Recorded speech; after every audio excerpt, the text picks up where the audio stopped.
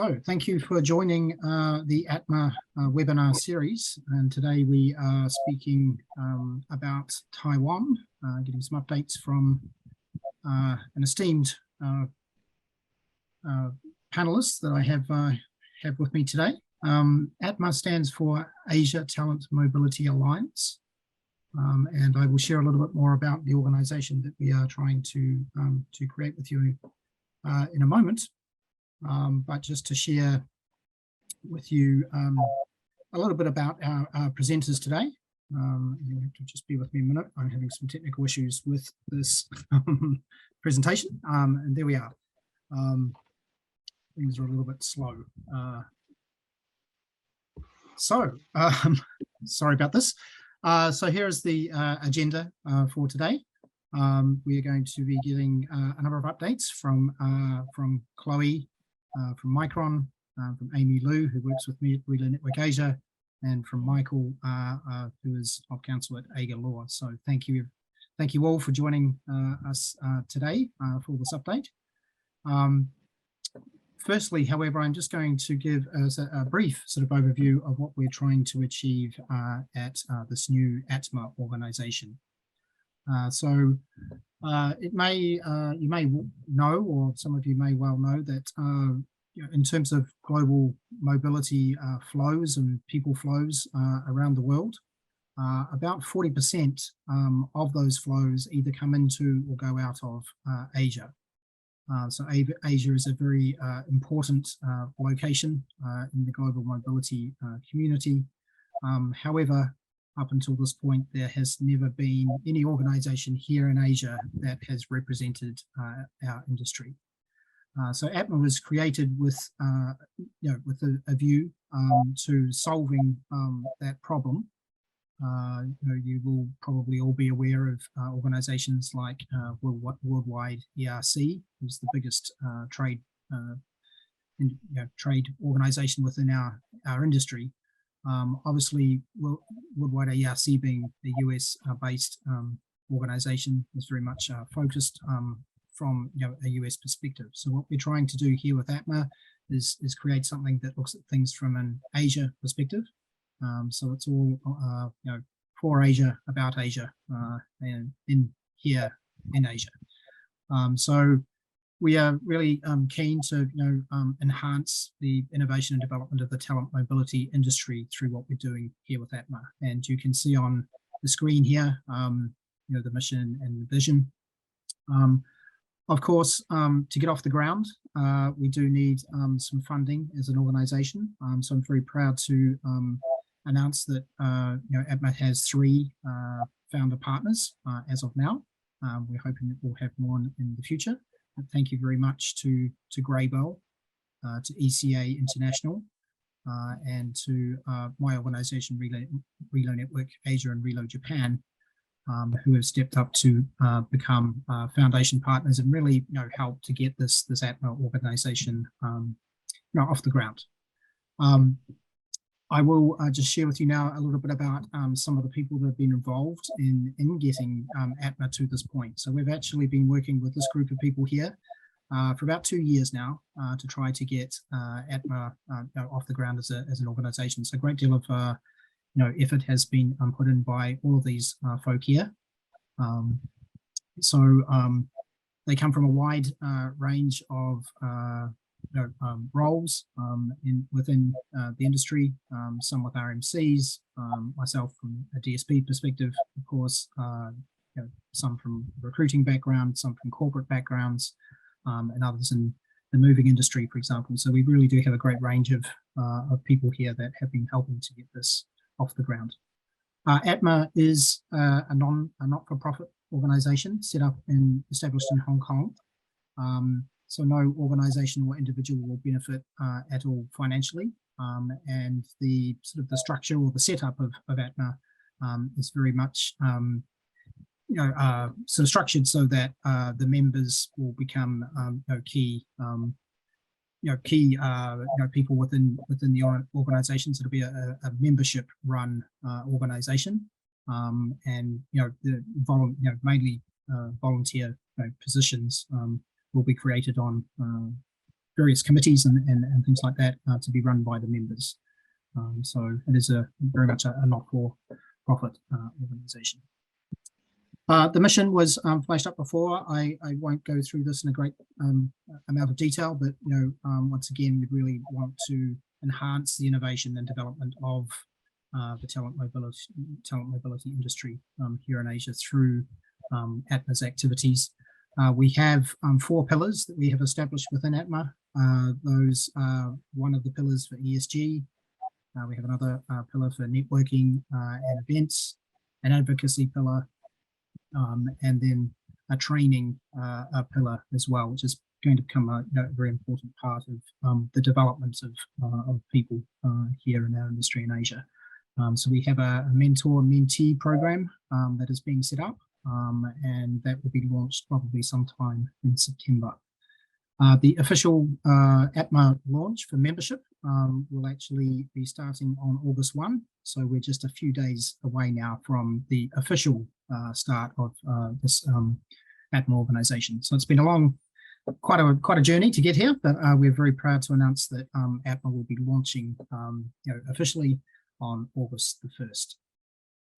Okay, so this is one of a series of webinars that we're doing today on Taiwan. We've had several in past weeks. Hong Kong, China, Singapore, I think are the ones that we're focused on in the last few weeks. We still have Japan and India to come, and we are thinking of making sure that this is a biannual update series that we continue to do here at ATMA as we move forward. So we feel these updates are important, and so without further ado, I'm going to start our updates on Taiwan today. So I think Michael, you are first up. I'll get you to introduce yourself a little bit and take us through the the immigration updates for Taiwan. Thank you. Okay. Thank you, Steve. And also from my side, a warm welcome to everyone of you. Taiwan on the immigration side has good news and some interesting news for you to take care of. The good news is after the pandemic, everything is back to the situation like it was before COVID. So anything what happened in Taiwan after 2020 up to 2023 is not longer valid in Taiwan. Taiwan also has given itself a new immigration law. The new law went through the parliament, and we are waiting now that the president signs the new law and then it will be effective. So far, it's sitting since a couple of months now, and we don't know yet when it comes, but when it has been signed, then it will have an impact on immigration, especially also with regards to penalties in the area of overstays. I'm working in that area since over 15 years, and so far the current law says if you are overstaying your immigration status in Taiwan, either visa-free or with a visa, then there is a mild penalty of roughly 200 USD maximum, and you may get time barred to enter Taiwan on a visa-free exemption for up to 1 year. They can use to block you up to 3 years. With the new law, if it's enacted, then the penalties will raise up to 30,000 Taiwan dollar minimum, so roughly 1,000 US, to 150,000 maximum, which is roughly 5,000 US.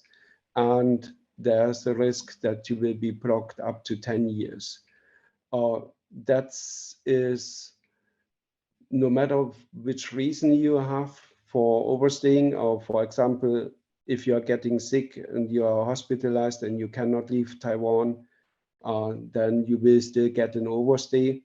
Then theoretically, with the new law, they could put you on the penalty with the 10,000 with the 30,000 Taiwan dollar penalty amount.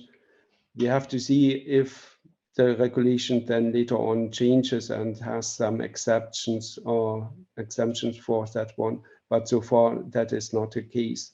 It's also important for service providers to have an internal risk control, that your organization doesn't get into the risk of creating an overstay, because then the client would come back to you and say, oh, we have now that high penalty, you have to pay that one, because you had to organize and to ensure that we don't have an overstay.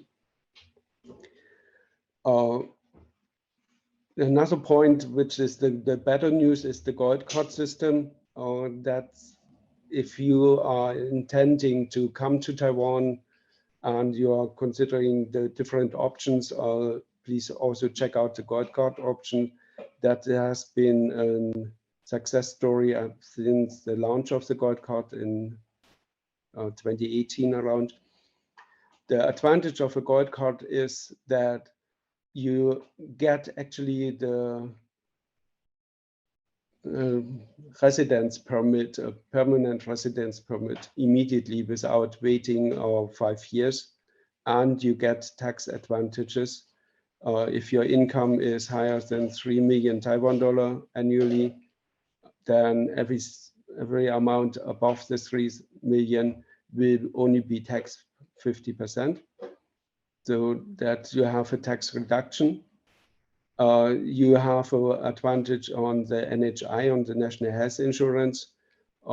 If you come in Taiwan with your family members, then your family members can join the National Health Insurance system immediately without the normal waiting period of 6 months. Usually you have to stay in Taiwan 6 months before you can join as a family member.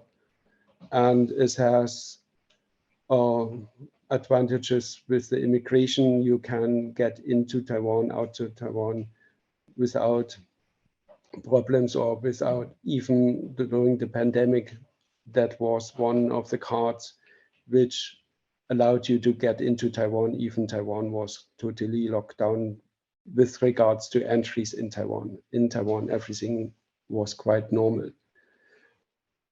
If you don't have a gold card and you come into Taiwan with a visa-free exemption, then you have the chance to, and you stay longer in Taiwan, for example, longer than 6 months, then you have the chance to change your visa-free exemption within 30 days after arrival to apply for first and visitor visa at the National Immigration Agency, and then in the second step get your ARC. That is one option. Or if, for example, you need immediately to come to Taiwan, you already have, for example, a work permit longer than 6 months, but you don't have time to get a visa done before your entry, then if you have the option to visa-free exemption entry, then come to Taiwan and in Taiwan change your visa status.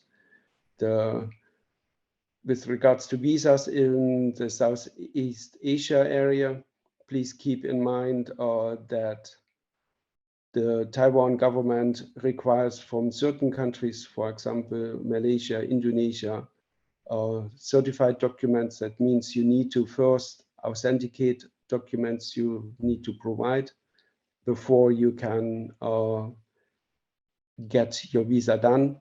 And keep in mind, the visa starts only with issuing date, not with the filing date. It's different with the ARC, so that you have enough time to get your visa before you need to leave the country again.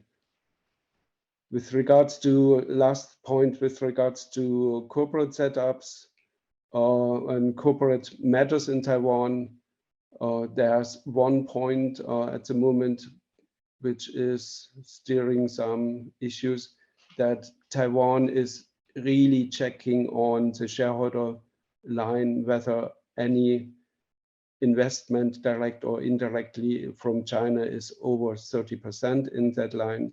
if that is the case in your entities, in your companies, please report it, because it would change the investment structure from foreign investment to Chinese investment.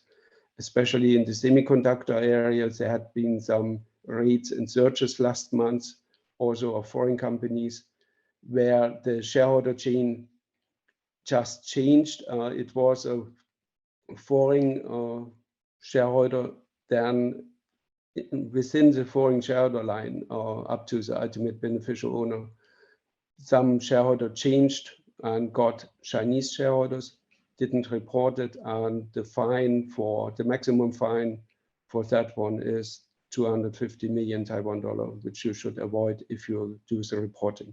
That is very short the story on the matters in Taiwan. Okay, well, thank you very much, Michael, for that. Very, very interesting. Okay, we're going to move along now to my colleague Amy, who's going to take us through some updates for both housing and education in Taiwan. So Amy, over to you. Great, thank you, Steve.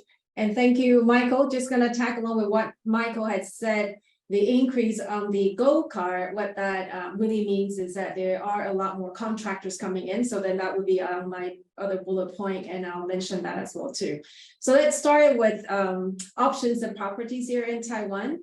Often people think about coming out here for shorter terms or not up to 1 year. They like to consider service apartment options. However, in Taiwan, just in general, from north to south, from Taipei, Taichung to Kaohsiung, there are really not as many service apartments. There's probably just one in Taipei that's qualified as so-called a service apartment, and that's called Jasper Villa. And they have one downtown in Xinyi district and one in Tianmu.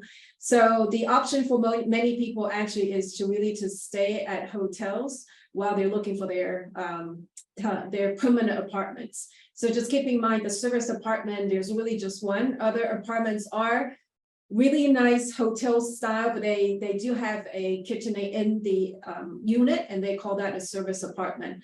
So limited options, and to let your client know when they're coming into Taiwan. And I believe that the rental in the world, is not just in Taiwan, is really getting higher and higher. And I believe Taiwan's really at record high. There was the news just about 2 days ago that the increase in all major cities have gone up quite a bit. However, the rental increase, the ones that are registered for the Bureau, then they have that record, but the ones that are not registered, as we can see, it's really about a 10% increase to 15%. And it really depends on the landlord in terms of how much that they really want to increase the rental. So definitely adjust your budget for your clients that are coming in to see really, where they're going to be staying at, and if the current budget is really fair for them to be finding the apartment that they need here in Taiwan. And one of the things for apartments here in Taiwan is that Taiwan really rarely have the so-called 2-bedroom apartments. So it generally goes from a 1-bedroom and it jumps to 3-bedroom or 4-bedroom. And so it's most common to have 3-bedroom apartments. Anything above 4 is also a little bit difficult. Taiwan, as a matter of fact, is a location where we have the lowest birth rate in the world, is 0.92. And so many families have really small family sizes. And even if they have a larger apartment, they probably only make that into a 4-bedroom apartment. So increasing rental, and at the same time, the sizes can be a bit different. And let me combine the longer leases with the contractor versus official expat to talk about that at the same time. So with the benefit of what Michael shared, the gold card is that expat can enter with that gold card, and then that your gold card is a valid ARC to live in Taiwan for up to 5 years. And the benefit of that is that you don't have to work for a specific company. So that means one person can take that gold card and apply for company A, and then decide to not stay and then go to company B. Yet traditionally, the ARCs actually belongs to one company. So if you work for one company, and that one company applies for you. So with the increase of our wind farm industry here in Taiwan, there are lots of engineers or at different levels are coming in with what we call the contractor or contract-based contract rather than with an official contract with one particular company. So the change of that then is a lot of contractors are not using relocation services. So they go out and look for their own apartments. And so there is a demand of apartments here in Taiwan. And some of these contractors are signing 2 to 3 year contract as well. So we tend to see people 2 to 5 years rather than in the past was 2 to 3 years. We're also seeing a lot more Asian expats come into Taiwan, as well as a lot of returning Taiwanese coming back to Taiwan. And they tend to sign up to really 5 years of lease. And so our general turnover of every 2 to 3 years where apartments may be empty up and then we have a new term of people coming in, we see there are less apartments in that 2 year rotation now. So so then again, a bit limited of apartment options, and then also an increase of rental can feel a bit challenging now for expats to find an apartment that they really like here in Taiwan in general. So a lot more contractors versus people coming in officially with and a multinational here in Taiwan. So because the competition, a lot of people signing personal lease, most contractors are signing personal leases and they don't have a guarantor as a company. What landlord is asking now is a holding deposit. What that means is when one person wants an apartment, you have to immediately put down half month of the rent as a holding deposit, which in the past is not seen as necessary. So it just feels like, we're limited of apartments and people are fighting for it. So whoever can put down that holding deposit first have the right to negotiate with the landlord first. So this is also seen as more of a must now when we're looking at apartments. And this is also challenging for multinationals that they're not able to really provide that cash right away in order for further negotiation of the apartment. So just know your organization and how you might be able to help your expat to really get that holding deposit in order to have the priority to negotiate for that apartment. So these are some of the changes that we see here in Taiwan. So what is affecting the education then is that we do have longer waiting lists. Steve, you want to turn to the next page to look at the school, and generally they are 2 international schools here in Taipei, and one is called Taipei American School and the other one's called European School. And European School is actually divided into 3 campuses, and one is the British section and the French section and the German section. So and TES is also divided into what's called the lower campus and the upper campus. So in Taipei, there are really just these 2, what we call the expat preferred international schools. There are a few other schools that are more the so-called bilingual schools here in Taiwan. So most likely, if you don't get into TAS, then your other option is really TES. Even though the waiting list seems to be very long for both schools, and then during COVID, we do see a lot more returning Taiwanese coming back. So which means, again, they're not moving around as much. They're not on a 2 to 3 year package like regular expats. So people tend to stay longer, and therefore the space of opening up can also be limited at both schools. Amazingly, I don't know if they're adding more classes, but as far as I know, all the expats that I work with, they tend to feel a bit nervous, when they say, your kids are on the waiting list. At the same time, I've not seen anyone who did not get accepted to the schools. So don't be scared by the fact that they tell you there is a waiting list, and generally they will screen and do their testing, interviews, and most likely you'll be able to get into one of these 2 schools. So, yeah. Okay, thank you, Amy. You're welcome. And Amy, I know that you do quite a lot of cultural training and that sort of thing as well. Right. Do you? Yeah. What about anything you see from that sort of side of things? Great, thanks for asking, Steve. Yes, indeed, I do intercultural training and coaching for expats in Taiwan for the last 20 years. And it is my passion to work with people to understand the people skills in order to work with the locals here. And what I also see is because there are a lot more contractors and they're not going through the relocation services, and therefore they're not offered an international intercultural training program. So I do see a decrease of training offered to the newly arrived expats. However, what I see is that more multinationals based in Taiwan are training their local Taiwanese to have that global vision and global understanding. So the training for expats actually decreasing, and the interest and desire of the local office for these multinationals are increasing to support their Taiwanese to work effectively with the expats in their organizations. So yeah, so I guess the gold card from the immigration really has an impact on the packages that people get for their relocation packages, or not getting actually any relocation packages here. Or what I see is they get the relocation package, they get a lump sum of cash, so then they can really decide on what they want to do with that cash. That would also determine how much they want to spend for their housing budget. So they get that one lump sum of support, and that's it, right? And so no one really actually would be paying on their own to do any intercultural training. Right. So that's also the trend. And I think really the gold card is changing the game here in Taiwan. Okay. Yeah. All right. Great information. Thank you.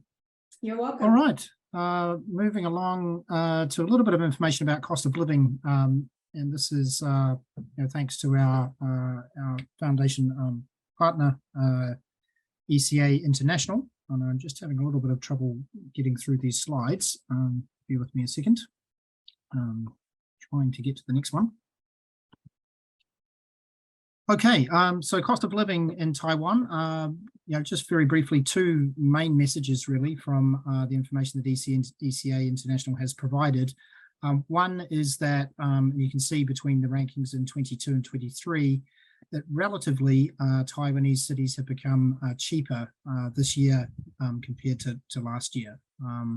And so there's two sort of overriding reasons for that. One is the weakening Taiwanese dollar. So the currency has weakened against most major currencies around the globe. So that is one reason why it feels like Taiwan is relatively cheaper. The other reason being, and it's written here, is that there's been a relatively low inflation rate in Taiwan in 2023. So 2% thereabouts. In Taiwan in 2023, when around the globe it's perhaps been a lot higher than that. And so relatively, Taiwan has become a cheaper location to be this year compared to last year. So just a little bit of information there on the sort of the cost of living. For those in Taiwan, of course, who are not impacted by exchange rates, probably they're not feeling that things have probably got any cheaper, but relatively, when you compare Taiwan, that's what we're seeing. Okay, I'm going to hand over to Chloe, who's joined us today from Global Mobility in Micron. So Chloe, thank you for joining us today, and you're going to share some insights on the global mobility landscape. So thank you. Okay, sure. Thank you, Steve. Hello, everyone. I am Chloe from Micron, Taiwan, and I has experience in global mobility for 8 years. I am taking care of Micron North Asia mobility and focusing in Taiwan and China. So I really appreciate that I have this opportunity to share some insights while working in the mobility industry in recent years. So from my observation, there are some positive changes in Taiwan relocation industry after COVID. So we can see that effects of government policy, economic forces, and the global mobility trends that's echo to the golden card like Michael just shared. So from the recent increasing exposure of people travel in and out of Taiwan, we can expect more Taiwanese people may explore their career to take global roles. So this one also can echo to Amy's point of view that many local corporates have their employees to taking the intercultural training. So we also can see the thriving growth in this industry that many different job descriptions presented. For example, a new destination service provider was set up to replace a realtor company and provide more professional services. Also, one of significant trends is that companies are more mindful of their savings. This trend can be explained from several perspectives. So, firstly, we can see that many companies have adjusted their measurement method for the shipping provision. There has been a shift away from shipping 3 containers of belongings. For example, along with a kitchen sink as part of the package when experts are sent from one side of the world to Taiwan. Another example, typically assignees may take 500 pounds of goods. What we are seeing is the number of shipment is holding steady or going up slightly, but the size of shipment is going down. This is what happening, and we believe that will continue.